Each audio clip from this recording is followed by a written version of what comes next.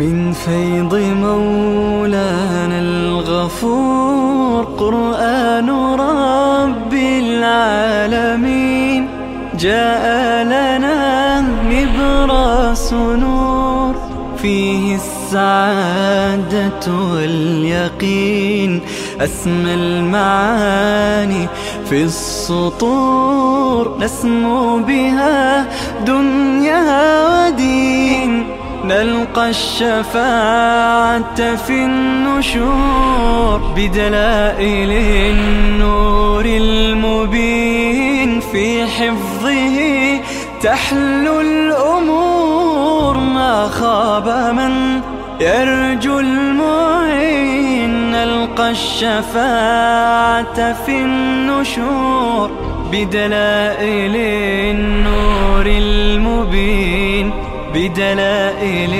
النور المبين.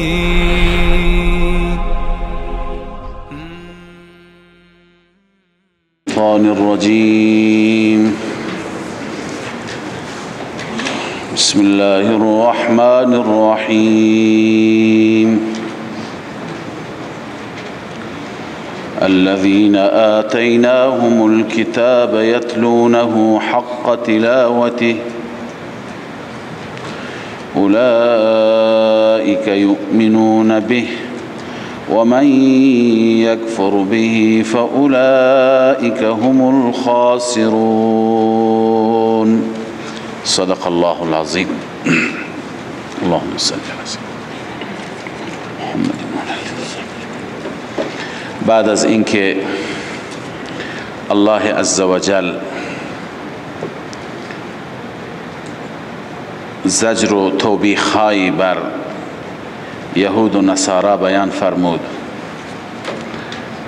و به رسول الله صلی الله علیه و سلم و مسلمانان تذکر دادند که هرگز این قوم از شما راضی و خوشنود نمیشه مگر زمانی که شما از آراء منحرفه اونها و اهوا و خواهشات اونها پیروی کنید، اون زمان از شما راضی میشه.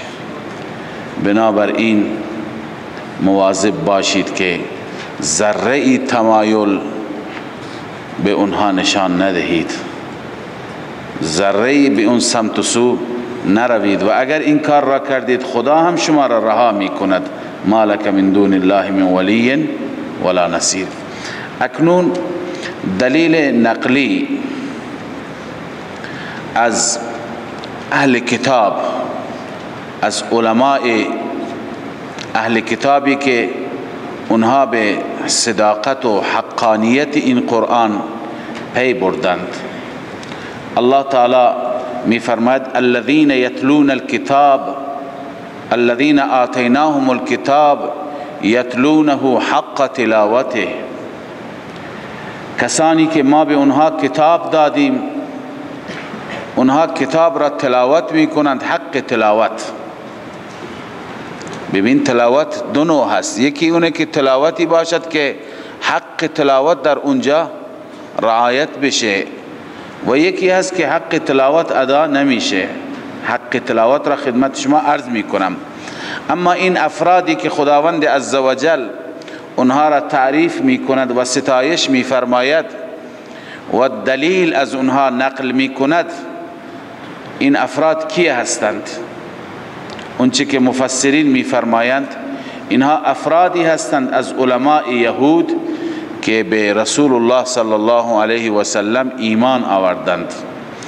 چنانچه مفسر ضحاک می گوید قال الضحاک هم من آمن من اليهود الذين آتيناهم الكتاب. کیا هستند؟ هم من آمن من اليهود كابن سلام و ابن سوریا و ابن یامین. عبدالله ابن سوریا، عبدالله ابن سلام و ابن یامین این علمایی بودند، علما و چهره های سرشناس یهودی که اینها ایمان آوردند. بحر المحیط، این عبارت مال بحر المحیط بود. لذا الله عزوجل از اینها به عنوان حقانیت دین مبین اسلام استدلال میگیرد. الله میفرماید الذین آتیناهم الکتاب، کسانی که ما به آنها کتاب دادیم، یتلونه حق تلاوته. ببینید یتلونه حق تلاوته را دو ترجمه میکنم. یکی یتلون تلاوت به معنی قرائت، ما قرآن را تلاوت میکنیم یعنی چی میکنیم؟ قرائت میکنیم. خب اگر قرائت باشد معنیش اینه که اونها تورات را قرائت میکنند همان گونه که حق قرائت چیه؟ همان گونه که نازل شده. حق تلاوت و حق قرائت چیه؟ همان گونه که نازل شده. یعنی تورات محرف را اونها تلاوت نمی کنند، تورات تحریف شده را اونها قرائت نمی کنند، اصل تورات را قرائت می کنند. اصل تورات را که قرائت بکنند، در اصل تورات بیان صداقت و اوصاف رسول الله صلی الله علیه و سلم وجود دارد. اینجاست که امام رازی رحمه الله می فرماید یقرؤونه حق قراءته کما انزل الله، اونها تورات را قرائت می کنند حق قرائت همان گونه که نازل شده. ولا یحرفون الکلم عن مواضعه، کلمه ای را از جایش جابجا نمی کنند. ولا یتأولونه علی غیر الحق، ولا یتأولونه علی غیر الحق، از خود تأویل هم نمی کنند، توجیه هم نمی کنند، تأویلات و توجیهات غیر حق. به عنوان مثال اوصاف رسول الله که توش آمده اونا تأویل نمی کنند، نه ایشون نیست، فلان صفت وجود ندارد، فلان صفت اضافه هست، نه، هیچ توجیه و تأویل نمی کنند، بلکه اون چه که حق تلاوت، حق تفسیر تورات هست، اون تفسیر را چی می کنند؟ درست بیان می کنند. پس یک معنی یتلونه چی هست؟ یقرؤونه، از تلاوت هست. اما معنای دیگری دارد. تلاوت یعنی اتباع. تلاوت یعنی چه؟ اتباع. ببینید بقیه ملاهای یهود تورات را اتباع نکردند. اگر اتباع می کردند تورات گفته که به محمد رسول الله صلی الله علیه و سلم چیکار کنید؟ ایمان بیاورید. اونها ایمان نیاوردند. اما این دسته که خداوند اونها را تعریف می کند، اینها چیکار کردند؟ تورات را اتباع کردند. یتلونه حق تلاوته ای یتبعونه حق اتباعه. یتلونه حق تلاوته یعنی چه؟ یعنی یتبعونه حق اتباعه، اینها اتباع می کنند، پیروی می کنند، واقعا حق اتباع را به جا می آورند. چنانچه اکرمه این معنا را ذکر کرد. اکرمه که شاگرد ابن عباس هست این معنا را ذکر کرد. بعداً به مخاطبین گفت مگر شما در قرآن نخواندید که قرآن میگوید والقمر اذا تلاها، والقمر اذا تلاها، ماه او را چی کرد؟ تلاها یعنی اتبعها، ما خورشید را تلاوت میکند یا اتباع میکند؟ اتباع. لذا این عبارت قرطبی هست ای یتبعونه حق اتباعه. قال عکرمه اما سمعت قول الله والقمر اذا تلاها، والقمر اذا تلاها ای اتبعها. قرطبی. پس بر اساس این ترجمه و این تفسیر معنی این میشه که این علماء حقه یهود واقعا تورات را اتباع می کنند. تورات چه دستور داده؟ ایمان به پیامبر خاتم، به پیامبر آخر الزمان. اینها چیکار می کنند؟ ایمان می آورند. الله می فرماید الذین آتیناهم الکتاب، کسانی که ما به آنها کتاب دادیم. مثل کی؟ عبدالله ابن سلام، عبدالله ابن سوریه و ابن یامین، کسانی که ما به آنها کتاب دادیم، یعنی علماء حق اهل کتاب، یتلونه حق تلاوته، آنها تورات را تلاوت میکنند حق تلاوت، یا تورات را اتباع میکنند حق اتباع. اولئک یؤمنون به، این افراد، این دست ایمان میآورند به، به پیامبر، اینها به رسول الله صلی الله علیه و سلم ایمان میآورند، اما گروه دیگر ایمان نمیآورند. اونها که ایمان نمیآورند تکلیفشون چیه؟ رب العالمین میفرماید و من یکفر به فاولئک هم الخاسرون. هر کسی به او ایمان نیاورد، یعنی به رسول الله به یا بذلک القرآن، هر دوم احتمال گفتند. هر کسی که ایمان نیاورد به رسول الله صلی الله علیه و سلم و به قرآن ایمان نیاورد، فاولئک هم الخاسرون. این انسان ها خودشون زیانکارند، خودشون را به ضرر دادند، ضرر خودشون کردند، خدا ضرر نکرد. لذا الله عزوجل تعریف می کند از بنی اسرائیل که ایمان آوردند. یا بنی اسرائیل، مجددا ترغیب گذشته، مجددا ترغیب گذشته. الله عزوجل در ابتدای این بحث هم نعمتهای خودش را یادآوری کرد، در پایان بحث هم نعمتها را یاد. اینجا آخر بحث چی هست؟ یهود هست و روی سخن با یهود بود.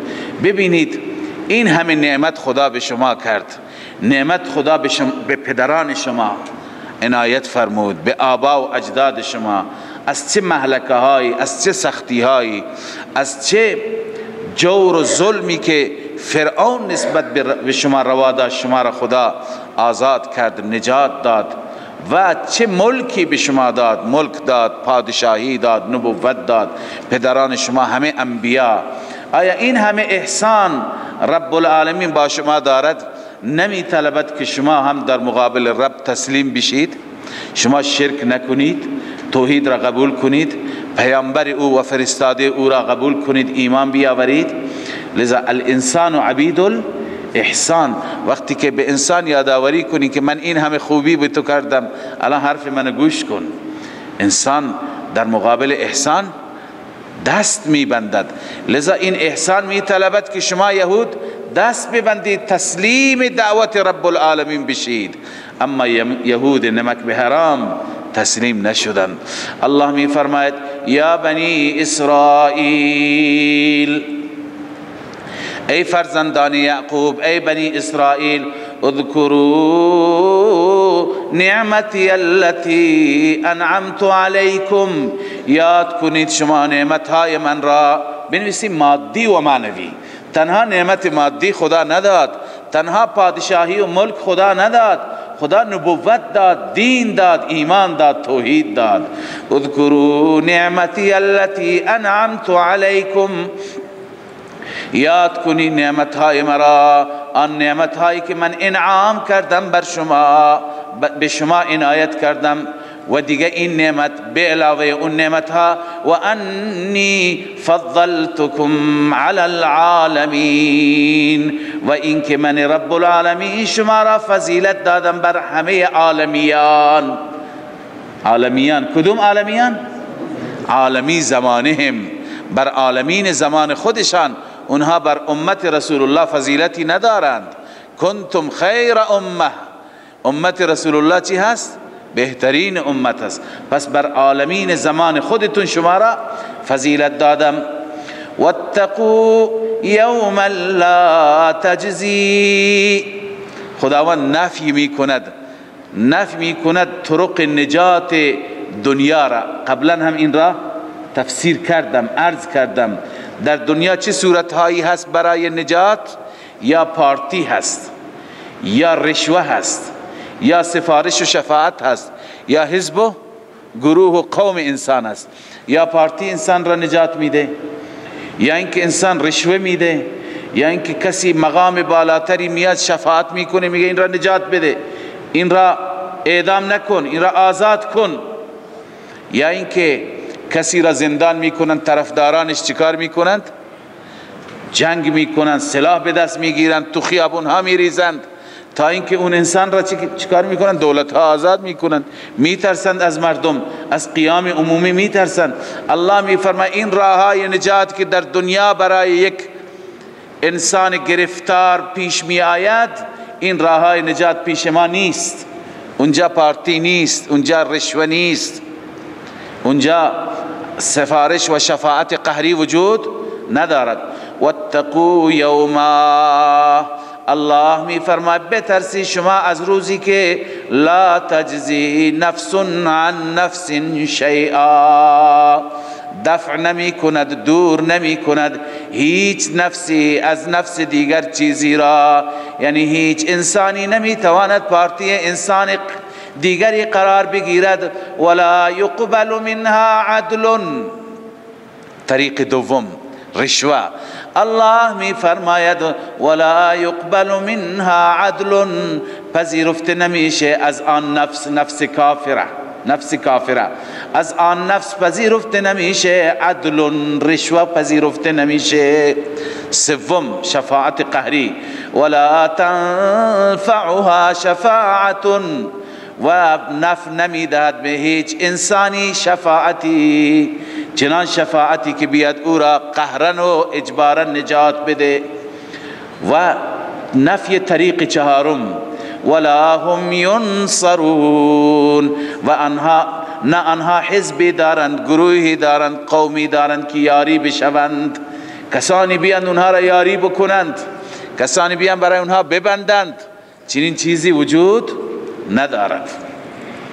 لذا بترسید از آن روز ای بنی اسرائیل، ای ملاهای یهود که گرفتار بشید، اونجا دردی برای شما دوا نمیشه، همین جا توبه بکنید. ترسیدن چیه؟ توبه در همین دنیا. و اذ ابتلی ابراهیم ربه بکلمات فاتمهن. اینجا بحث یهود بود تا اینجا، سخن تمام شد. اکنون الله عزوجل یک سخن عمومی تری که هم روی سخن با یهود است، هم مسیحیان هست، هم مشرکین مکه هست، هم صابیها هست، با همه هست، الله تعالی بیان می فرماید. و این سخن در واقع این را عنوانش را بگذارید دلائل بر صداقت و رسالت رسول الله صلی الله علیه وسلم، اثبات صداقت و رسالت رسول الله صلی الله علیه وسلم. ببینید در این آیات خداوند از حضرت ابراهیم میگوید. ابراهیم علیه السلام پیغمبری هست که همه او را قبول دارند. یهود میگفت ما ابراهیمی هستیم، جد ما هست اسرائیل ابن اسحاق ابن ابراهیم. مسیحیان میگفتن ما بر ملت ابراهیم هستیم. صابیها که خودشون را نسبت میدادن میگفتن دین ما دین ابراهیمی. مشرکین مکه میگفتن که ما ابراهیمیم، ما بر ملک ابراهیم هستیم، مکه مکرمه، ما بر خانه ابراهیم که بنا کرد کعبۃ الله هستیم، ما هستیم که روش ابراهیمی را داریم، نکاح ما، ازدواج ما، طلاق ما، همه زندگی ما بر اون روش هست. و مسلمانان ادعا دارن که ما ابراهیم هستیم. قرآن هم میگه ان اول الناس بابراهیم للذین اتبعوه و هذا النبی، نزدیکترین مردم به ابراهیم کسانی هستند که ابراهیم را پیروی بکنند و این پیغمبر هست. خب اکنون الله عزوجل چگونه اینجا عرض کردم بعثت و رسالت رسول الله را ثابت می کند؟ از طریق ابراهیم. آیا ابراهیم ابو الانبیاء شخصیتی هست که همه شما قبولش دارید؟ بله قبول داریم. ببینید ابراهیم و اسماعیل وقتی که این بیت را بنا کردند چه دعایی کردند؟ دعای اونها این بود ربنا وابعث فیهم رسولا من انفسهم، بار الها در میان این مردم مکه رسولی را مبعوث بفرما من انفسهم، از خود اونها باشد، از بطن مردم باشد، از متن مردم باشد که آیات تو را تلاوت بکند، مردم را تزکیه بکند، پاک بکند. خداوند می فرماید اون دعای ابراهیم باید مصداقی داشته باشد، اون دعای ابراهیم باید قبولیت و پذیرشی داشته باشد. لذا این محمد صلی الله علیه و سلم نتیجه همون دعا هست. اگر ابراهیم را قبول دارید این را هم قبول بکنید. این اولین دلیل که از داستان ابراهیم. و بعد از اون الله عزوجل می فرماید نه تنها ابراهیم، همه انبیا که اجداد شما هستند، اجداد شما اسرائیلی ها، اجداد شما یهودی ها و مسیحیان، مسیحیان هم اصلش بنی اسرائیلی بودند. همه انبیا به پیروان خودشان، به فرزندان خودشان چه وصیتی کردن؟ وصیت به توحید، وصیت به یکتاپرستی. الان دین خودتون را مقایسه بکنید، نه در دین یهود یکتاپرستی هست، نه در مسیحیان، نه در صابئه، نه در مشرکین. یکی فرشته را میپرستد، یکی عزیر را میپرستد، یکی عیسی را میپرستد. همه انبیا و اولیاء و فرشتگان و جنات را شما دارید میپرستید. تنها دینی که در اون دین یکتاپرستی هست، توحید هست، دین اسلام، دین محمد صلی الله علیه و سلم. پس این دلیل دوم که این پیغمبر چی هست؟ این پیغمبر به حق است. این پیغمبر نتیجه وصیت دین، این نتیجه وصیت همه انبیا و آبا و اجداد خود شماست. و وصى بها ابراهیم و بنیه و یعقوب. یعقوب کیه؟ اسرائیل، نه؟ شما هم بنی اسرائیل. پس ببینید اینها دلائل هستن بر حقانیت و بر رسالت رسول الله صلی الله علیه و سلم. پس این که بحث ابراهیم آغاز شد، هدف خداوند قصه و داستان نیست که بعضی میگه از اینجا داستان ابراهیم شروع میشه. هدف الله عزوجل چیه؟ اثبات رسالت رسول الله صلی الله علیه و سلم. اما و اذ ابتلا بنویسید تمهید برای رسالت، این مقدمه ای هست برای رسالت. و اذ ابتلا ابراهیم ربه بکلمات، زمانی که امتحان کرد ابراهیم را ربش با کلماتی، فاتمهن، اونها را تکمیل کرد، نتیجه امتحان. ببینید ابراهیم، امتحان ابراهیم معروف است. ابراهیم را خداوند با چی امتحان کرد؟ بعضی جوابهای مختلف مفسرین دادند. بعضی ها خصال را میگویند، خصال عشره را. ابراهیم علیه السلام بعضی خصلتها را انجام میداد، مثلا اعفاء اللحیه و قص الشوارب، ریش گذاشتن و شوارب را، سبیل را چی کردن؟ کوتاه کردن یا زدن. ناخنها را گرفتن. نطف الابط، زیر بغل مویش را گرفتن. حلق العانه، بهرحال این نظافت کردن، موی ناف را نظافت کردن، موها را گرفتن و مزمزه، استنشاق، در وضو مزمزه کردن، استنشاق کردن. اینا خصال عشره که در احادیث صحیح مسلم و بخاری هستند. اینها را گفتند که این کلمات هستند. خداوند با این کلمات ابراهیم را آزمایش کرد، ابراهیم هم درست انجام داد. و در حدیث شریف آمده که شما به هر حال به این خصال ابراهیمی شما هم عمل بکنید. اما خدمت شما عرض کنم، اساتید بزرگوار، مفسرین اعلام میفرمایند که اینها درسته، اینها هم سنت های ابراهیمی هستند، از روش های ابراهیمی هستند که در این دین هم به اونها چی میشه؟ عمل میشه. اما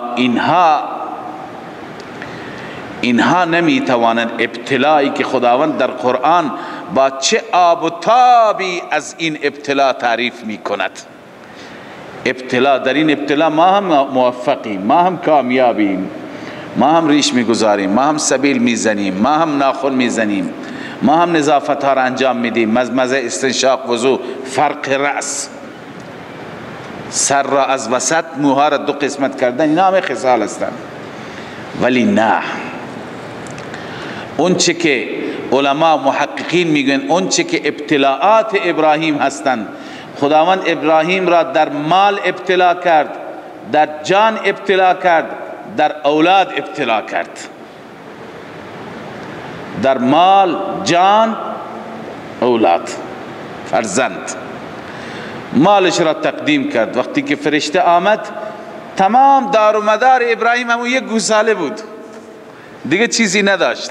مهمان نوازی را ببین، او را به مهمان تقدیم کرد. فرزند را در راه خدا، تنها فرزندش اسماعیل بود در اون زمان، این را خدا گفت برای من قربان کن، قربانش کرد. جان خودش را برای توحید گفته شد تو را یا برگرد یا در آتش میاندازیم، تقدیم کرد، جانش را هم قربان کرد. این همه قربانی ها ابراهیم داد و داشت که شد خلیل خدا. این که خلیل خدا شد به خاطر چی؟ این همه قربانی ها. بهتره که من عبارت علامه اندلسی را در بحر المحیط هست بخوانم، اون جالب تره.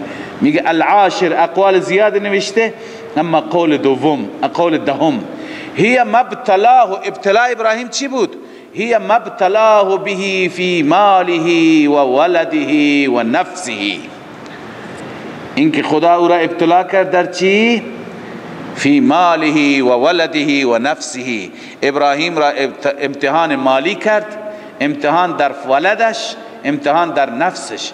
ابراهیم چی کار کرد؟ فسلم ماله للضیفان، مال را تقدیم کرد برای مهمانان. و ولده للقربان، ام قربان، ولدش را تقدیم کرد برای قربانی.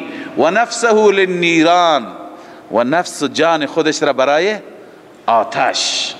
و قلبه للرحمن، و قلبه للرحمن فاتخذه الله خلیلا، قلبش را به رحمان داد، فقط گفت رحمان راضی باشد، الله او را خلیل گرفت، شد خلیل الله. متوجه هستید؟ پس این هست که ابراهیم علیه السلام در امتحان موفق شد. هدف تمام امتحاناتی که در مسیر زندگی داشت. لذا الله می فرماید و اذ ابتلا ابراهیم ربه، فضیلت اول بانی کعبه، زمانی که الله ابتلا کرد ابراهیم را، ربش الله او را امتحان کرد بکلمات. پس کلمات خصال 10 نیستند، بلکه با چند چیز، با قربانی های مال و جان و اولاد. فاتمهن، نتیجه امتحان، ابراهیم آنها را تکمیل کرد، تمام کرد. یعنی در امتحان چی شد؟ موفق شد، پیروز شد. قال انی جاعلک للناس اماما، انعام اول. الله عزوجل به ابراهیم گفت ای ابراهیم من تو را قرار میدم برای مردم امامی، امام مردم میشی. بعضی متاسفانه از اینجا که نمیفهمند قرآن را، میگه درجه امامت بالاتر از نبوت است، در حالی که این امامت یعنی نبوت. کی گفته این امامت غیر نبوت است؟ امام یعنی قدوه مردم، پیشوای مردم، امام مردم. انبیا هستند که امام مردم هستند، همه انبیا امام هستند. امامت جایگاه دیگری نیست. انی جاعلک للناس اماما، اماما یعنی چی؟ نبیا، پیغمبری من تو را قرار میدهم. چنانچه علامه بحر المحیط، علامه اندلسی در بحر المحیط میگه قال اهل التحقیق، محققین گفتند والمراد بالامام ها هنا النبی، مراد از امام اینجا چیه؟ پیغمبر، نبی. ای صاحب شریعت متبع، ای ابراهیم من تو را صاحب شریعتی قرار میدم که چی میشوی؟ اتباع میشی، پیروی میشی، صاحب شریعت متبع. پس امام به این معنی هست، نه امام به معنی امامتی که ما جدا یک ساخته جدا بافته از نبوت داشته باشیم. الله می فرماید قال انی جاعلک للناس اماما، ای ابراهیم من تو را برای مردم امام قرار میدم، پیشوا قرار میدم، الگو. ابراهیم الگو شد یا نه؟ یهودی میگه ابراهیم مال منه، مسیحی میگه مال منه، مشرک میگه مال منه، مسلمان میگه مال منه. برای همه الگو هست، چون که ابراهیم مورد قبول همه هست. قال ومن ذریتی، ابراهیم میگه بار اله از اولاد من چی؟ الله عز وجل میگه قال لا ینال عهدی الظالمین، لا ینال عهدی الظالمین. عهد من، عهد مراد از عهد چیه؟ فالمراد من العهد الامامه، این عهد امامت. وليست هي هنا الا النبوه. آلوسی میگه مراد غیر از نبوت چیزی دیگه نیست. یعنی نبوت را من نمیدهم به ظالمین، به گناهکاران.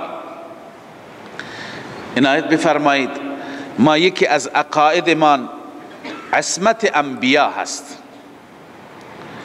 ما اهل سنت معتقد هستند که انبیاء خدا همه از گناه معصومند، همه از گناه پاکند.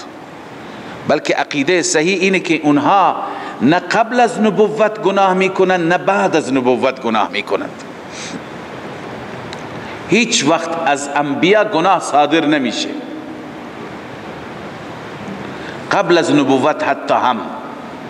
به طور مثال قبل از نبوت، قبل از اینکه پیغمبر بشه، در زمان قبل از پیغمبری، پیغمبر بلا تشبیه شراب بخورد. بعد از پیغمبری وقتی که شراب حرام بشه به مردم بگه مردم نخورید، میگن خودت تا دیروز میخوردی، امروز به ما میگه نخور. اگر دیروز گناهی کرده باشد به مردم بگه شرک کرده باشد، بگه نکن، میگه خودت تا دیروز میکردی.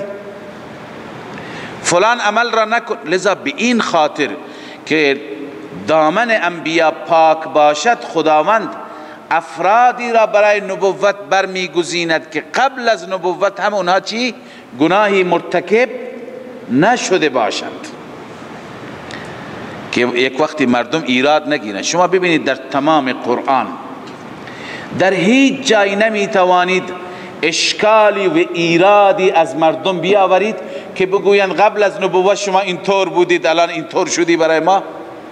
نه خیر، هر جا که ایراد میگرفتند میگفتند که ساحر است، جادوگریه، دیوانه هست، شاعر هست، کاهن هست. لقب‌های هم مربوط به همون زمان. به قبل از نبوت هیچ جای پیغمبر نکته سیاهی ندارد که مردم انگشت بگذارد. اینجاست که رسول الله صلی الله علیه و سلم قبل از نبوت لب به شراب نگذاشت، به طرف نامحرم به بدی. الله عزوجل کلا معصوم آفرید که هیچ نکته سیاهی در دامن پاک این انسان پاک نباشد. همه انبیا اینطور هستند. اما خب شاید شما بگید بعضی جاها نسبت به انبیا مسائلی مطرح شده. حضرت ابراهیم 3 بار خلاف گفتند، در حدیث میاد 3 کذبات آمده. یا حضرت آدم گفتند نخورید، درخت خوردند. اینها را انشاءالله که در این عصمت انبیا اشکال وارد میکنند، به اونجا آیاتشون برسیم انشاءالله پاسخ خواهیم داد. ولی دلیل و آیه‌ای که علما استدلال میگیرند بر عصمت انبیا همین آیه هست. قال لا ینال عهدی الظالمین. خدا میفرماید عهد من یعنی عهد نبوت، پیغمبری به ظالمین نمیرسه، کسانی که ظلم بکنند یعنی گناه بکنند. یعنی ای ابراهیم هر کسی از اولاد تو گناهکار باشند اونها را من پیغمبر قرار نمیدم. بقیه که گناهکار نباشند از میان اونها هم نبی تعیین میکنم. چنانچه تمام انبیا از اولاد حضرت ابراهیم بودن بعد از ابراهیم علیه السلام. لذا الله فرمود لا ینال عهدی الظالمین، عهد من یعنی عهد نبوت شامل ظالمین نمیشه، حاصل نمیشه ظالمین و گناهکاران را. و اذ جعلنا البیت مثابة للناس و امنا، الله اینجا فضائل کعبه را بیان می فرماید. وقتی که قرار دادیم ما بیت را، بیت الله را مثابة للناس، مثابه یعنی محل رجوع مردم، جای رجوع مردم. مثابة للناس، مثابه تا مبالغه هست، یعنی بار بار رجوع میکنند. چقدر شما مشتاق هستید از بیت الله برمیگردی دوباره برنامه ریزی میکنی، پول جمع میکنی، ثبت نام میکنی دوباره برم. الله میفرماید جای رجوعی برای مردم. و امنا، و اونجا را جای امنی قرار دادیم. واتخذوا من مقام ابراهیم مصلا، بگیرید مقام ابراهیم را جای نماز. رب العالمین می فرماید اون مقامی که به عنوان یادگاری از ابراهیم و باقی مانده اونجا را نماز بخوانید. و این فضیلت ابراهیم.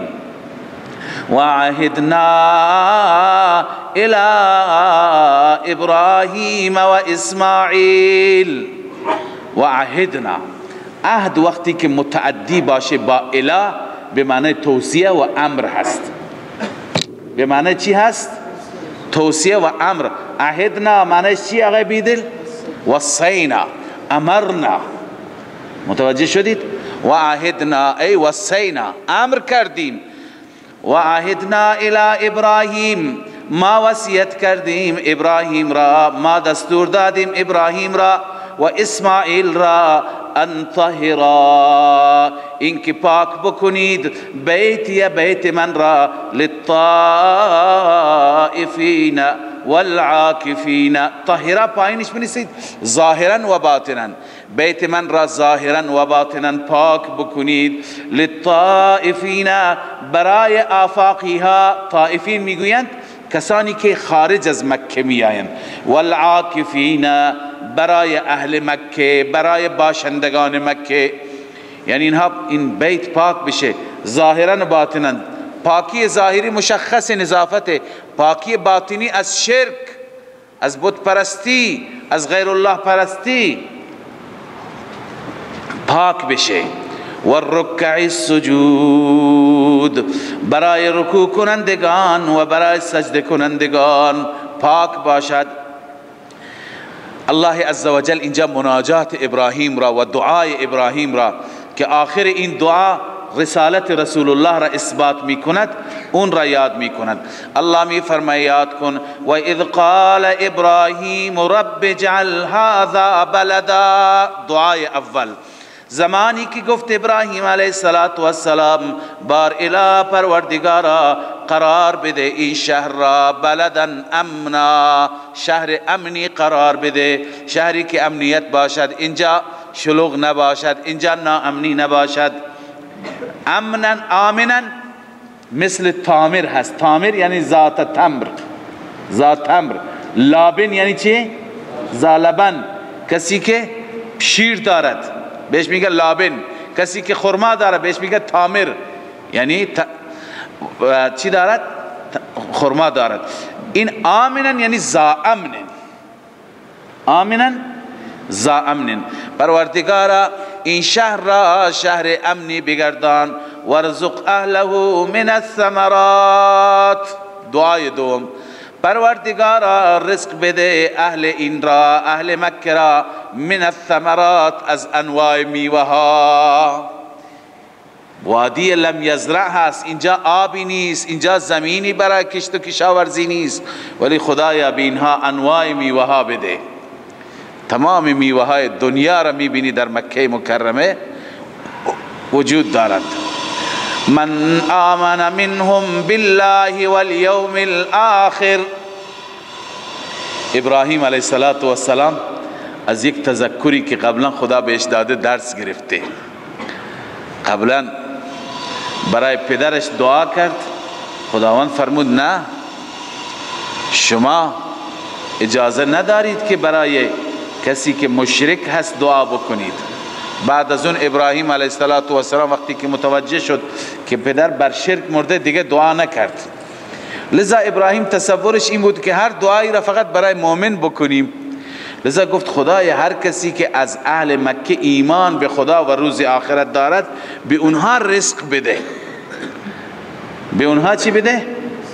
رزق بده، یعنی به کفار نه. اما ببینید لطف و اخلاق الهی را، قال تخلقوا باخلاق الله، معنیش همینه. قال ومن کفر فامتعه، ابراهیم فقط به مؤمنان نه، و من کفر، هر کسی که کفر بکند هم، فامتعه قلیلا، چند روزی در دنیا او را من متاع میدهم، یعنی چند روزی در دنیا بهره میگیرد، استفاده میکند در دنیا. ثم اضطره الى عذاب النار، سپس چون که فقط دنیا داشته، دین نداشته، ایمان نداشته، کفر داشته، سپس او را وادار میکنم به عذاب آتش، عذاب النار فی الاخره. و بئس المصیر، بسیار مرجع بدی هست، جای رجوع بدی هست این آتش. خداوند همه مؤمنین را پناه بده. و اذ یرفع ابراهیم القواعد، دعای بعدی ابراهیم. بنویسید اخلاص بانی کعبه. اخلاص، واقعا اخلاص تأثیر دارد. اخلاص کار خودش را می کند. اخلاص تأثیرش برای همیشه در دنیا می ماند. خانه ای را که با اخلاص بسازد فقط برای خدا. و اذ یرفع ابراهیم القواعد من البیت و اسماعیل، زمانی که بلند کرد ابراهیم قواعد بیت را، ستونهای بیت را، پایه های بیت را، و اسماعیل هم باش همگام بود، کمک میکرد، بلند کرد. ربنا، بنویسی یقولان، میگفتند هر دو، یعنی در حالی که کار میکردند و پایه را، اساس را میگذاشتند و اساس را داشتند که بلند میکردند، هر دو این گونه دعا میکردند. ربنا تقبل منا، بار الها پروردگارا قبول بفرما از ما، انک انت السمیع العلیم، بدون شک پروردگارا تو سمیع هستی، همه دعاها را میشنوی. العلیم، علیم هستی، احوال قلب را میدانی، احوال قلب را میدانی. بله، این عرض کنم که ابراهیم علیه السلام و اسماعیل میگه که آنچه که ما میگیم هم تو میدانی، آنچه که ما در دل داریم هم تو میدانی، میشنوی و میدانی. ربنا واجعلنا مسلمین لک، این تتمه همین دعای مذکور است، تکمیل این دعا است. ربنا واجعلنا، بار اله قرار بده ما هر دو را، مسلمین لک، دوتا مسلمان، دوتا منقاد، دو نفر مطیع برای تو، ما در بس در اختیار تو باشیم، در بس فقط از تو اطاعت بکنیم.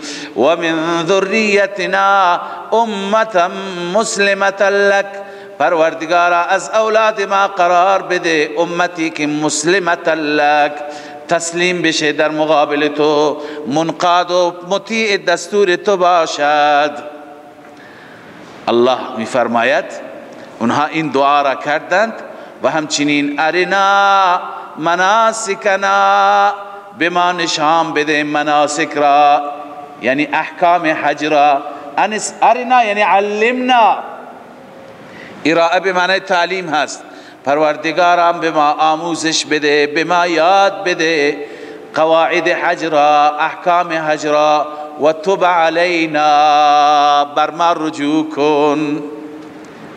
تب علینا، ببینید توبه تا توبه هست. توبه عموم مردم برای چی هست؟ برای کفاره سیئات، برای آمرزش گناهان، اما توبه خواص برای آمرزش گناهان نیست. خواص و انبیا گناه ندارن، توبه اونها برای رفع درجات هست. توبه اونها چی هست؟ برای رفع درجات.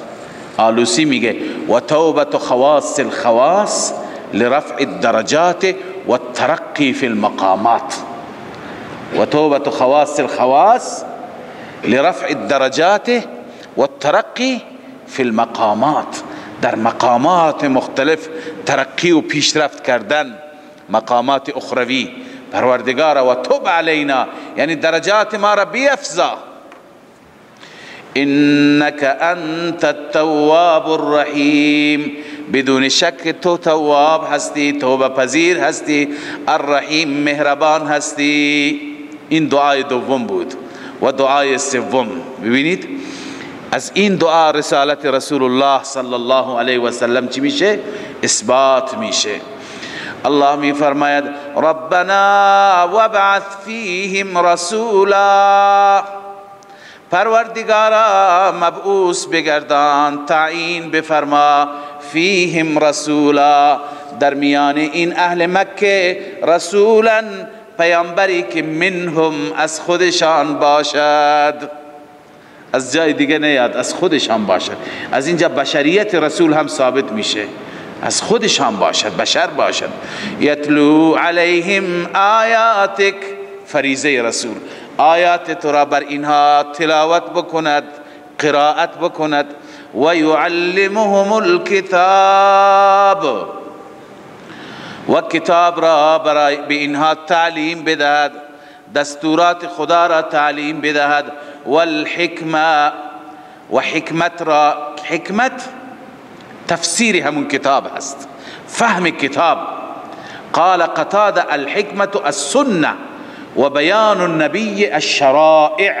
قرطبی قال قتاده الحکمة السنة و بیان النبی الشرائع. حکمت یعنی سنت و اینکه پیغمبر شریعت را، احکام را، مسائل را، جزئیات را بیان بکنه. ابراهیم علیه السلام و اسماعیل دعا میکنند چنین پیغمبری باشد که یعلمهم الکتاب، کتاب به اونها تعلیم بده. والحکمه، پس حکمه میتونه بنویسه وحی غیر مطلوب، حکمت به اونها تعلیم بده. و یزکیهم، اونها را پاک بگرداند، اخلاقشان را، عقاید گندهشان را، عقاید بدشان را پاک بگرداند. خدایا چنان پیغمبری مبعوث بفرما. انک انت العزیز الحکیم، بدون شک بار اله تو عزیز هستی، تو غالب هستی. الحکیم، در کارهای تو حکمت هست، تو میتوانی، تو قدرتش را داری و هرگاه که حکمت تو تقاضا بکند این کار را انجام میدی. لذا الله عز وجل محمد رسول الله صلی الله علیه و سلم را به اثر اون دعای ابراهیم علیه السلام مبعوث کرد و برای اهل مکه تعیین کرد. پس از اینجا چی ثابت شد؟ رسالت، نبوت رسول الله صلی الله علیه و سلم. خب الان روی سخن به سوی همه این گروه ها هست، یهود، مسیحیان، مشرکین. شما که خودتون را ابراهیمی میدانید، این دعای ابراهیم و این پیغمبر نتیجه دعای ابراهیم. الان بیایید ایمان بیاورید، بیایید تسلیم بشید و از ملت ابراهیم، این ملت ابراهیمی است، این دین ابراهیمی است. از این دین ابراهیمی اعراض نمی کند، روی گردانی نمی کند مگر کسی که سفیه باشد، احمق باشد. الله می فرماید و من یرغب عن ملت ابراهیم، چه کسی رغبت می کند؟ استفهام انکاری هست به معنی نفی. یعنی شما می دانید که رغبت وقتی که با اله صله‌اش اله باشد به معنی چی هست؟ میل. رغب الیه یعنی مال الیه، تمایل پیدا کرد به اون سمت و سو. اما وقتی که صله‌اش عن باشد به معنی چی میاد؟ اعراض میاد، روگردانی. بس اینجا یرغب عن آمده، عن که بیاد به معنی اعراض. و من یرغب عن ملت ابراهیم، اعراض نمی کند، روگردانی نمی کند، عن ملت ابراهیم، از ملت ابراهیم، از دین ابراهیم، الا من سفه نفسه، مگر کسی که نفسش را سفیه بکند. یعنی چی؟ یعنی نفسش را ذلیل بکند. سفاهت ذلت است دیگه. ای جعل نفسه مهانة ذلیلة، جعل نفسه مهانة ذلیلة. الله می فرماید ولقد اصطفیناه فی الدنیا، به درستی که ما برگزیدیم ابراهیم را در دنیا، و انه فی الاخرة لمن الصالحین، و همچنین ابراهیم در آخرت از صالحین است. ببینید صالحین، یک درجه صالحین در میان عموم مردم هست. بعضی مردم هستند صالحینند، اما در میان انبیا صالحین باز یک جایگاه دیگه هست. مثل همون توبه که توبه خواص فرق میکنه با توبه عوام، صالحین خواص هم فرق میکنه در صالحین. کسی که از ماه انشاءالله صالحین باشد معنی اینه که در میان بقیه مردم ویژه هست. کسی که از انبیا صالحین باشد معنیش چیه؟ در میان انبیا او ویژه هست، در میان انبیا می درخشد. ابراهیم علیه السلام این گونه هست. و انه فی الاخرة لمن الصالحین، در آخرت از صالحین است. اذ قال له ربه اسلم، زمانی که رب به او گفت اسلم، تسلیم باش. اسلم دو معنا دارد. یا معنیش اینه که اسلم یعنی تسلیم باش، اسلم نفسك الى الله، اسلم نفسك الى الله و فوض امرك الیه. خازن گفته، تفسیر خازن چی میگه؟ اسلم نفسك الى الله و فوض امرك الیه. ای ابراهیم نفست را به خدا تسلیم بکن و امرت را به خدا بسپار.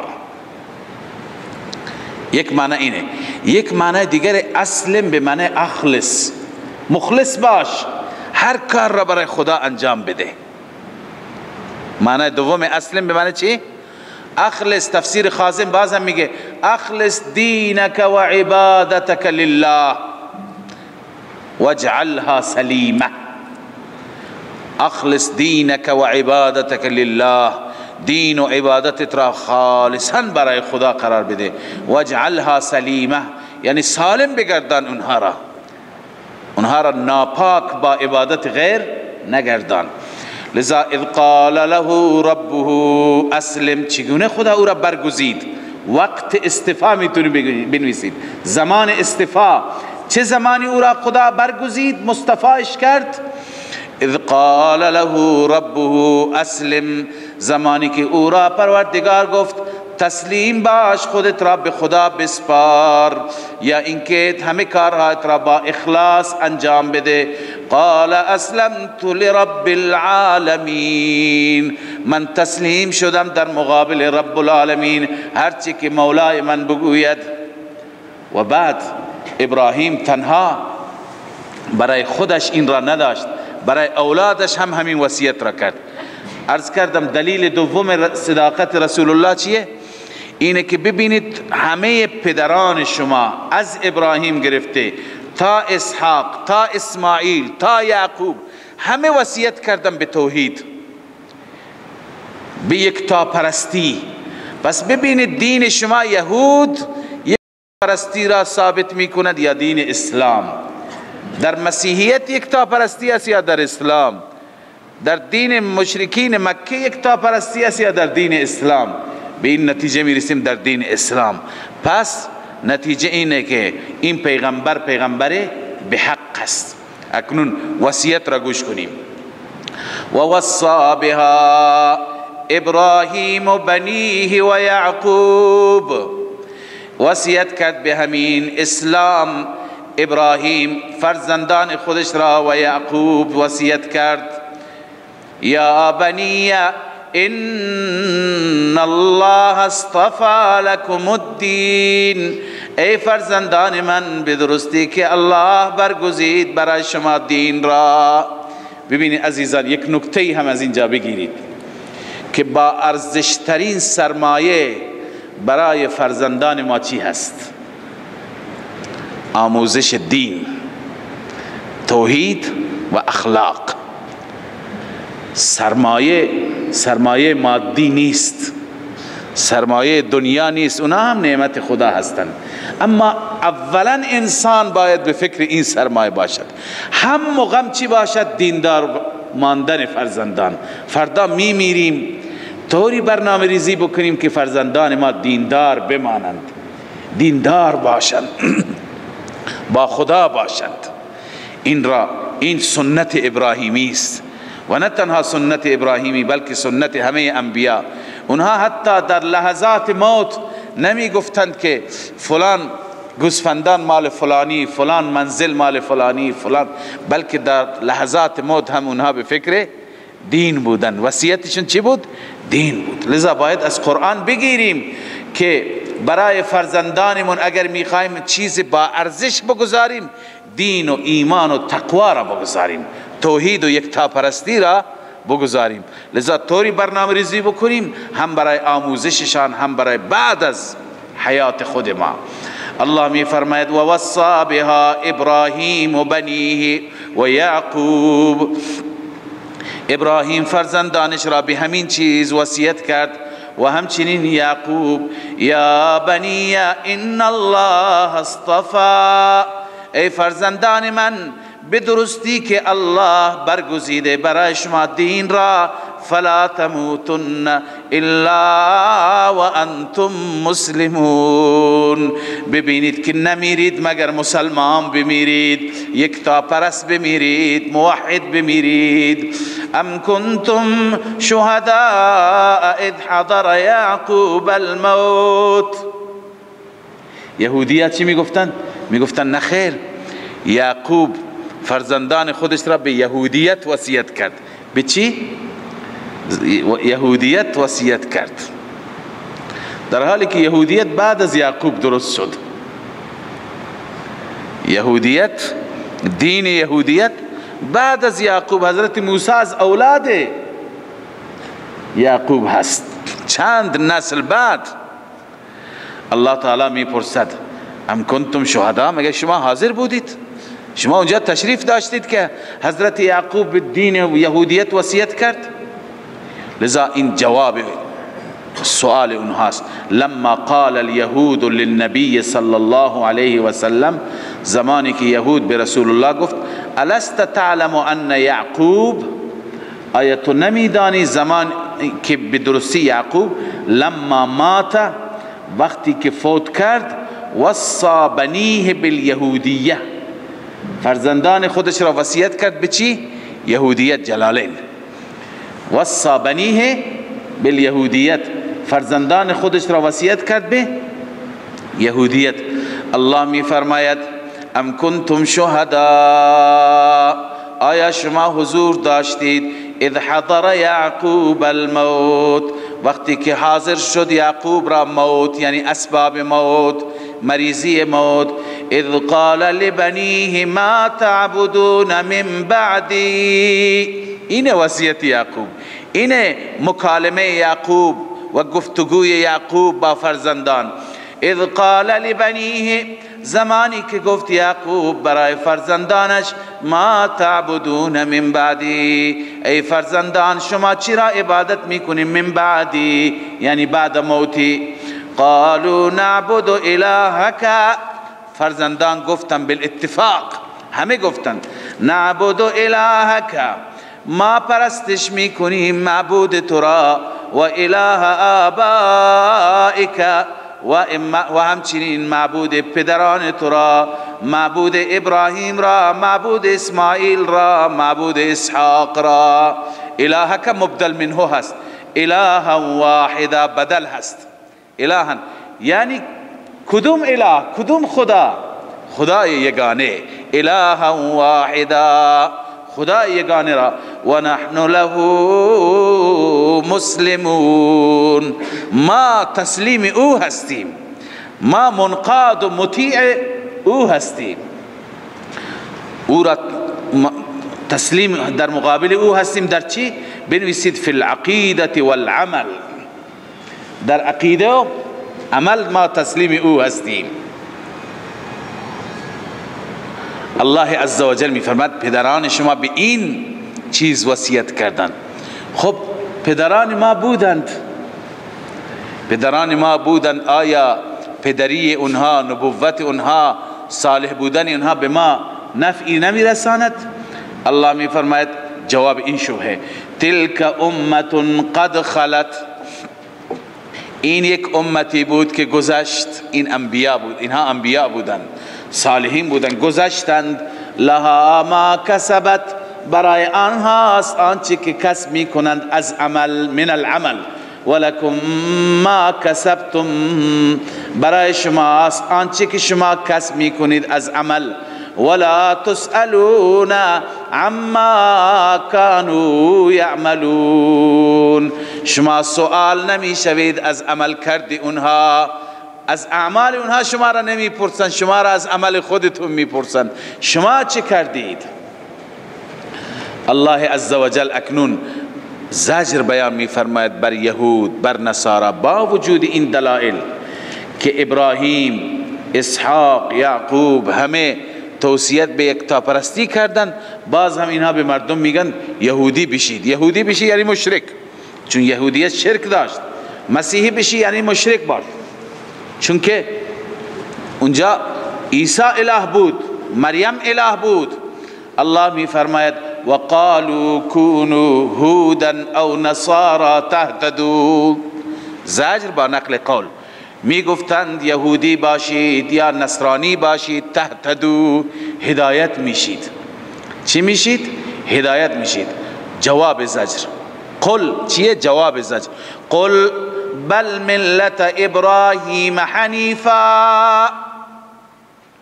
بل ملت، اینجا نتبعو مقدر است، بل نتبع، بلکه ما پیروی میکنیم از چی؟ از ملت ابراهیم. بل ملت ابراهیم حنیفا، ما از شما تبعیت نمی کنیم، ما یهودیت را و نصرانیت را اتباع نمی کنیم، بلکه ما اتباع می کنیم دین ابراهیمی را. حنیفا، اون دینی که یک سو بود، یک سو بود از همه ادیان. و ما کان من المشرکین، نبود ابراهیم از مشرکین. بنویسی فی العقیدة والعمل، نه اعتقادا شرک میکرد، نه عملا شرک میکرد، فعلا شرک نمیکرد، نه اعتقادا. قولوا آمنا، خلاصه ملت ابراهیمی. قولوا آمنا، بگویید شما، اعلام بفرمایید شما، آمنا بالله، ما ایمان داریم به خدا، به توحید خدا، به یکتا پرستی. و ما انزل الینا، آنچه که به سوی ما نازل شده، یعنی قرآن و سنت. و ما انزل الی ابراهیم، آنچه که نازل شده به سوی ابراهیم. و اسماعیل، و آنچه که نازل شده به سوی اسماعیل، اسحاق، یعقوب والاسباط، و اولاد یعقوب. همه انبیاء اولاد چی بودند؟ یعقوب بودند. و ما اوتی موسی و عیسی، بالخصوص آنچه که موسی و عیسی داده شد از حکم و معجزات، ما به اونها ایمان داریم. و ما اوتی النبیون من ربهم، آنچه که همه انبیاء از جانب پروردگارشان داده شدند، ما به اونها ایمان داریم. لا نفرق بین احد منهم، ما ایمان داریم در حالی که، حال هست برای آمنا، ما ایمان داریم در حالی که تفریق نمی کنیم، جدایی نمی کنیم بین احد منهم، بین هیچ کس از آنها، بین هیچ کس ما جدایی نمی کنیم. ما فرق قائل نیستیم بین انبیا. ببینید اینجا سوالی وارد میشه که شما چطور فرق قائل نیستید؟ شما میگید محمد رسول الله از همه چی هست؟ بهتر است، افضل تر است. نمیگویید؟ سید المرسلین نمیگید؟ یعنی چه؟ یعنی سردار تمام مرسلین هست. مگر شما در قرآن نگفتید، نخواندید تلک الرسل فضلنا بعضهم علی بعض، بعضی از پیغمبران را بر بعضی فضیلت دادیم. پس این فرق هست یا نیست؟ چطور میگه فرق قائل نیستیم؟ اینجا یک جمله بنویسید، این اشکال خود به خود حل میشه. ببین لا نفرق بین احد منهم بان نؤمن ببعض و نکفر ببعض. مثل شما یهود و نصارا نیستیم که به بعضی ایمان بیاوریم به بعضی ایمان نیاوریم. موسی را قبول داریم، عیسی را قبول نداریم. عیسی و موسی را قبول داریم، محمد را قبول نداریم. یهود و مسیحی اینطور بودن. یهود میگفتن ما عیسی را قبول داریم، عیسی را قبول نداریم. و مسیحیان میگفتن چی؟ ما موسی و عیسی را قبول داریم ولی محمد را قبول. اینطور ما نیستیم که بأن نؤمن ببعض و نکفر ببعض. پس ما تفریق ایجاد نمی کنیم از نظر ایمان، یعنی از نظر ایمان هیچ فرقی نداره برای ما. همونطور که محمد پیغمبره، موسی هم پیغمبره، اما از نظر فضیلت چرا؟ با هم فرق دارند. پس عدم تفریق در چیه؟ در ایمان. و نحن له مسلمون، و نحن له مسلمون، ما فقط و فقط برای او تسلیم میشیم. اینجا یک نکته توحیدی بسیار جالب اینجا هست، و نحن له مسلمون. دو آیه بعدتر است و نحن له عابدون. یک آیه بعد از اون است و نحن له مخلصون. یعنی چه؟ ما فقط و فقط تسلیم در مقابل الله، ما فقط عابد الله، ما فقط مخلص الله. اینا قابل تعمق هستند این کلمات. معنیش اینه که ای اهل ایمان به یهود و نصارا اعلام کنید که ما به همه پیغمبران ایمان داریم، احترام میگذاریم، اما جلوی یک معبود خم میشیم. پیغمبر از خدا نیست. پیغمبر چیه؟ پیغمبر هست اما خدا نیست. همین فرق دین اسلام با بقیه ادیان. بقیه ادیان پیغمبران را در محبت پیغمبران افراط کردند، غلو کردند، بردند اونها را فرزند خدا قرار دادند، بردند اونها را جزئی از خدا قرار دادند، بردند اونها را درجه خدایی دادند. گفتند همونطور که حاجات را از خدا باید خاص، از پیغمبران هم میتونیم بخواهیم. متاسفانه بعضی جهال و غلات هستند در این دین هم همین کار را میکنند. پیغمبر را میبرند همسط خدا قرار میدهند، اولیاء را میبرند برابر خدا قرار میدهند، ائمه را میبرند برابر خدا قرار میدهند. جهال شیعه و سنی فرق نمی کند. لذا اینجا اشاره به همین نکته توحیدی هست که اینها همه پیغمبران ایمانشون واجب، احترامشون واجب، اما عبادت میکنیم فقط او را. و نحن له مسلمون و نحن له مخلصون و نحن له عابدون. پیا پی این جملات آمده فقط برای او، فقط در مقابل او. متوجه شدید؟ لذا الله می فرماید فَإِنْ آمَنُوا بِمِثْلِ مَا آمَنْتُمْ بِهِ فَقَدْ اهْتَدَوْا. دعوت به ایمان. این یهود اگر ایمان بیاورن مثل ایمان شما، خطاب چه کسانی را هست؟ رسول الله و صحابه را. باز هم ایمان صحابه اینجا الگو قرار گرفت. ایمان توحیدی شما معلوم میشه که این ایمان ایمانی هست که خدا این را میپسندد، خدا این ایمان را دوست دارد. از نظر خدا این ایمان ایمان مقبولی هست که این را الگو قرار میده، این را نمونه قرار میده. میگه اگر اونها ایمان آوردم مثل ایمان شما. اگر یهود، اگر مسیحیان، اگر مشرکان ایمان بیاورن مثل ایمان شما ای رسول الله و ای یاران رسول الله، ما و اصحابیم چو کشتی نوح، هر که دست اندر زند یابد فتوح. هر کسی که این کشتی را سوار بشه، هر کسی که این مسیر را اختیار بکنه، ما انا علیه و اصحابی، هر کسی این مسیر را اختیار بکنه اون نجات مییابد. هر کسی ایمانش مثل ایمان صحابه رسول الله باشد، اون انسان نجات می. خدا میگه، من نمیگم.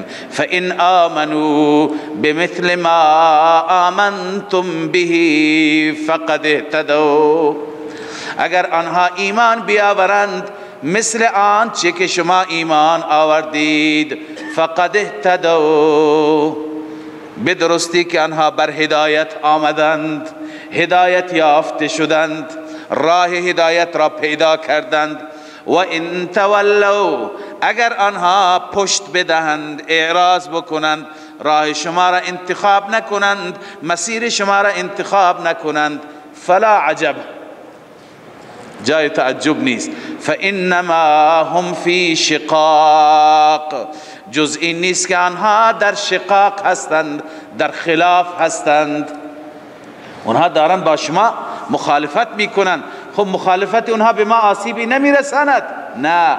فسیکفیکهم الله، حتما شما را کافی است الله، یا ان قریب شما را الله کافی است. الله کفایتتون میکنه، الله شما را از شر اونها چی؟ نجات میده. و هو السمیع العلیم، آن اللهی که سمیع است، السمیع لکل شیء، العلیم بکل شیء، اون اللهی که هر چیز را میشنود، هر چیز را میداند. لذا الله کفایتتون میکنه، غم نخورید، نه هراسید، نه ترسید.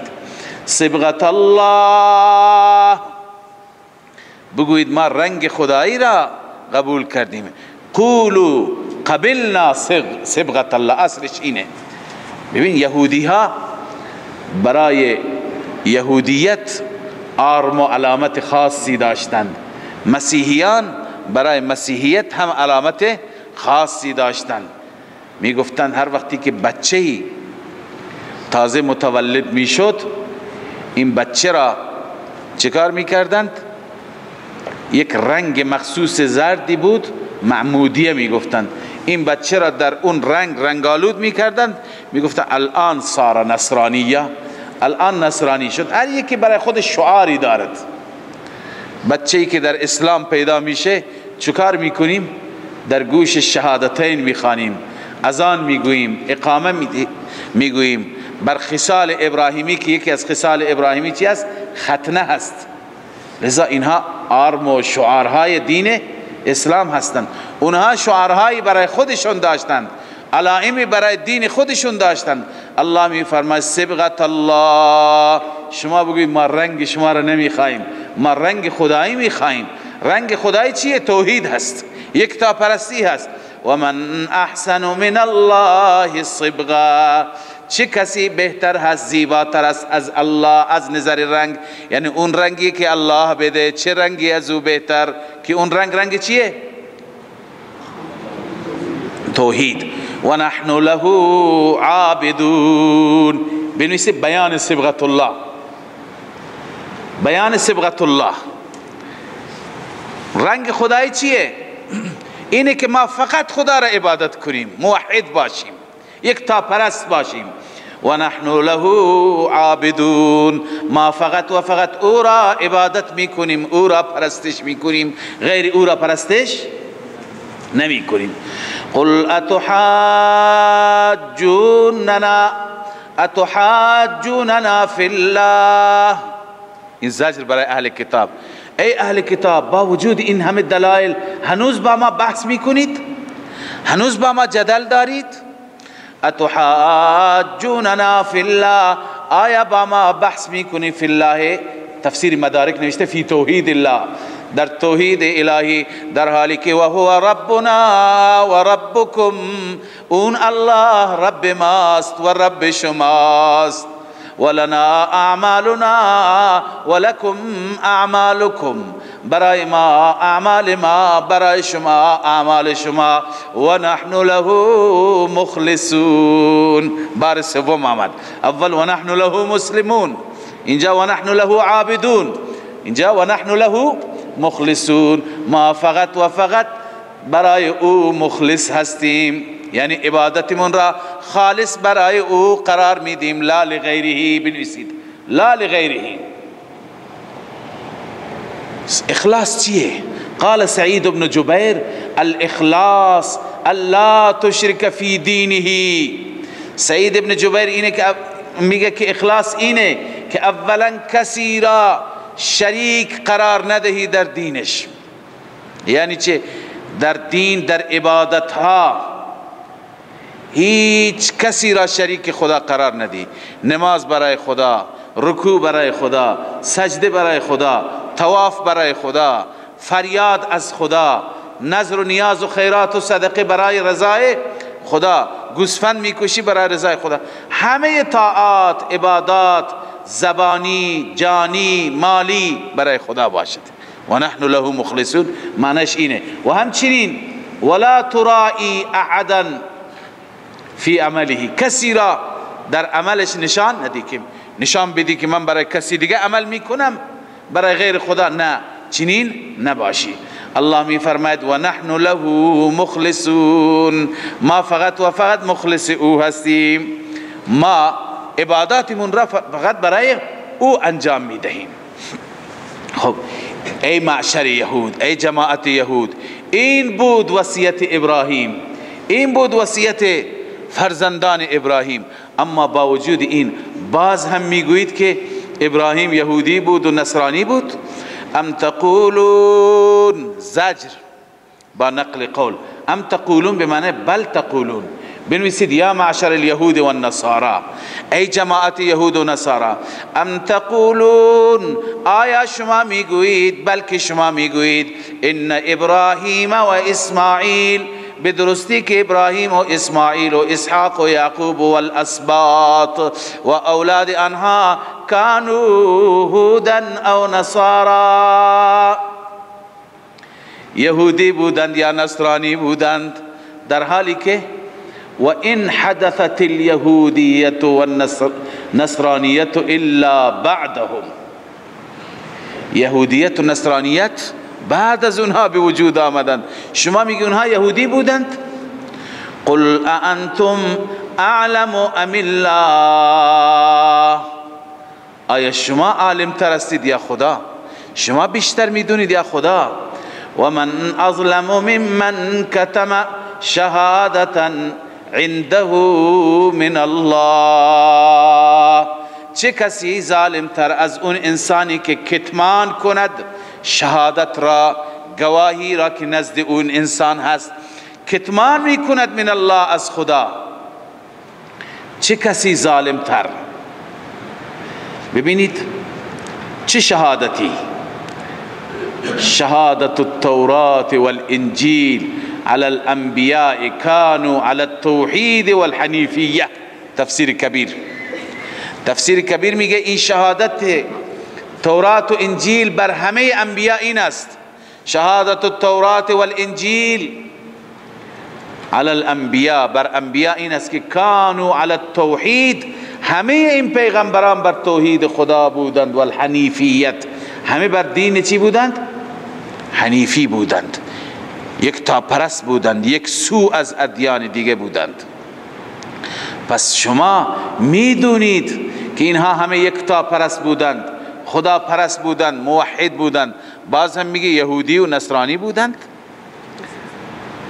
شهادت التوراة والانجیل على الانبیاء كانوا على التوحید والحنیفیه. تفسیر کبیر. ومن اظلم ممن كتم شهادة عنده من الله، چه کسی ظالمتر از اون انسانی که کتمان میکند شهادتی که نزد او هست از الله. وما الله بغافل عما تعملون. رب العالمین غافل نیست از اعمال شما، از آنچه که شما عمل میکنید. چه عملی میکردن؟ من کتمان شهاده، شهادت را کتمان میکردن. خدا غافل نیست یعنی چه؟ فیعاقبکم علیه، خداوند شما را چی میکند؟ عذاب میده بر این کتمان شهادت. تلک امة قد خلت لها ما کسبت، اون جمله گذشته دوباره تکرار میشه. اینها انبیا هستند، پدران شما هستند، ولی شما را از اعمال اونها نمیپرسند و اونها را از اعمال شما نمیپرسند. شما برای خودتون فکری بکنید، فکری بردارید. ببینید این جمله چرا تکرار شد؟ علامه آلوسی میگه این جمله به این خاطر تکرار شد که در دل یهود، در ذهن یهود، در طبع یهود افتخار به پدران و به گذشتگان جای گرفته بود. فقط اونها دلشون جمع بود که ما آقازاده هستیم، ما پیغمبرزاده هستیم. خداوند بار بار برای تأکید که اگر آقازاده هستی باش، اگر پیغمبرزاده و آخونزاده هستی باش، ولی بدان که شما را خداوند از اعمال خودتون میپرسه، نه از اعمال پدرانتون. پدران برای شما نمیتونن کاری انجام بدهند. تکریر لما تقدم، آلوسی میگه تکریر لما تقدم، این تکرار جمله گذشته هست. للمبالغه فی التحذیر، مبالغه میکند الله تعالی در تحذیر که یعنی خیلی برحذر باشید، خیلی بترسید. اما استحکم فی الطباع، از آن چیزی که در طبیعت ها جای گرفته بود، من الافتخار بالآباء والاتکال علیهم، از این که شما به پدرانتون افتخار میکنید و به اونها اتکا دارید، از این برحذر باشید. روح المانی، از این برحذر باشید، این کاری برای شما انجام نمیده، برای خودتون فکری بردارید. الله می فرماید تلک امة قد خلت، این امتی هست، جماعتی هست که قد خلت، گذشت، رفتن به ملاقات الله. لها ما کسبت، برای آنهاست عمل کرده اونها آنچه که کسب کردند. ولکم ما کسبتم، برای شماست عمل کرده شما، کسب شما. ولا تسألون عما كانوا يعملون، شما سؤال نمیشوید، بازخواست نمیشوید از اعمال اونها، بلکه شما را از اعمال خودتون میپرسند. اونها یهودی بودن، نصرانی بودن، به قول شما، شما برای خودتون فکری بردارید، بیایید موحد باشید، یک تا پرست باشید، خدا را عبادت کنید که فردا نلنگید به بارگاه رب العالمین. و آخر دعوانا ان الحمد لله رب العالمین. من فيض مولانا الغفور قرآن رب العالمين، جاء لنا نبراس نور فيه السعادة واليقين، أسمى المعاني في السطور نسمو بها دنيا ودين، نلقى الشفاعة في النشور بدلائل النور المبين، في حفظه تحلو الأمور، ما خاب من يرجو المعين، نلقى الشفاعة في النشور بدلائل النور المبين، بدلائل النور المبين.